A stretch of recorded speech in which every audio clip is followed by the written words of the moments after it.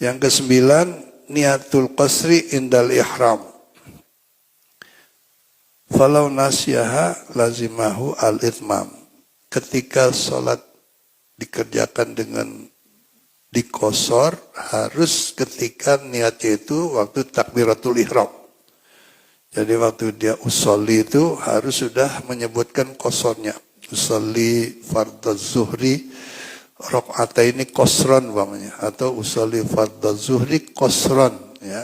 Itu harus, kalau enggak harus disempurnakan. Kalau kelupaan aja niat, maka harus sempurna, harus 4 rakaat.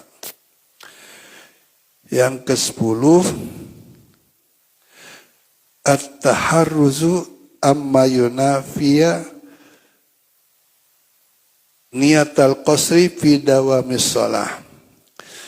Yaitu sama dengan yang ke-8 tadi. Syaratnya ketika di dalam sholat itu harus dijauhkan daripada hal-hal yang menyebabkan orang itu sudah tidak disebut musafir lagi. Gambarannya seperti apa? Taharruzu amma yunafi niatal qasri fi dawamis shalah. Awalnya dia niat dikosor, tapi di tengah sholat maka dia merubah niat. Kalau begitu sayang, nggak ada kesibukan ini, nggak ada yang dikerjain, mau 4 rakaat aja gitu. Itu namanya sudah nggak boleh lagi dikosor karena udah berubah niat, ya. Kan niatil itmam au syakka fi niatil qasri.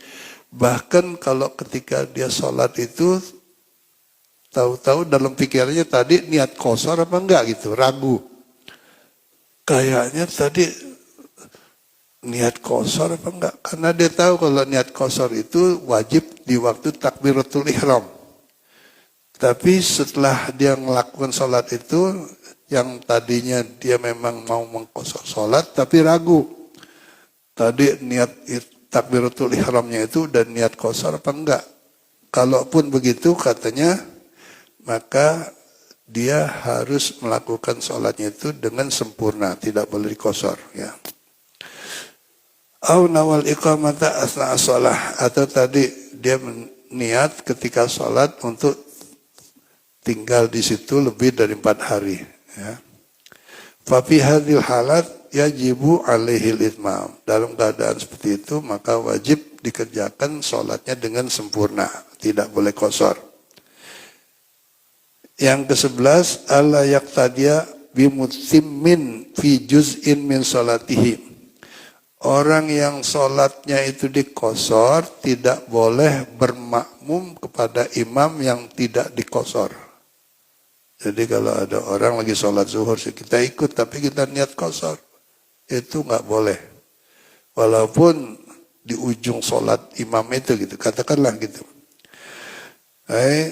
La yusalliya al-qasru, tidak boleh dikerjakan sholat kosornya itu khalfal mutimmi, di belakang orang yang mengerjakan sholatnya tidak dikosor, fi juz'in min sholatihi, sebagian daripada sholat imamnya itu.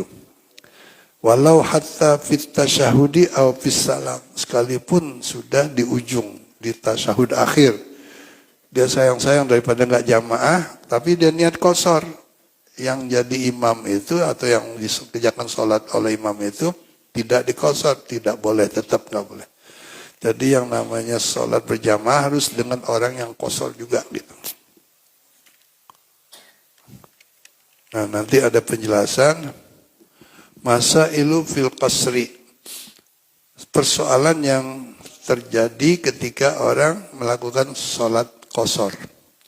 Idza syakka ma'al ma'mumu, pertama apabila seorang makmum ragu fi niatil imami, waktu dia sholat menjadi makmum mengikuti imam. Imamnya itu, yang makmum ini ragu apakah niat mengqasar apa enggak.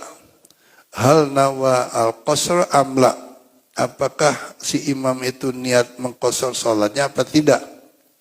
Fahal yajuzu al-qasru lil makmum, apakah makmumnya boleh mengqasar, ya. Di sini hukumnya ya juzul lil makmumi, boleh si makmum mengikuti imam itu sekalipun belum tahu pasti apakah dikosor apa enggak. Boleh si makmum itu niat ta'liq niatil qasri, niatnya dita'liq. Ta'liq itu digantung. Idza alima annal imama musafirun. Jika si makmum itu tahu yang jadi imam itu adalah termasuk orang yang sedang musafir. Seperti sholatnya di bandara atau di stasiun.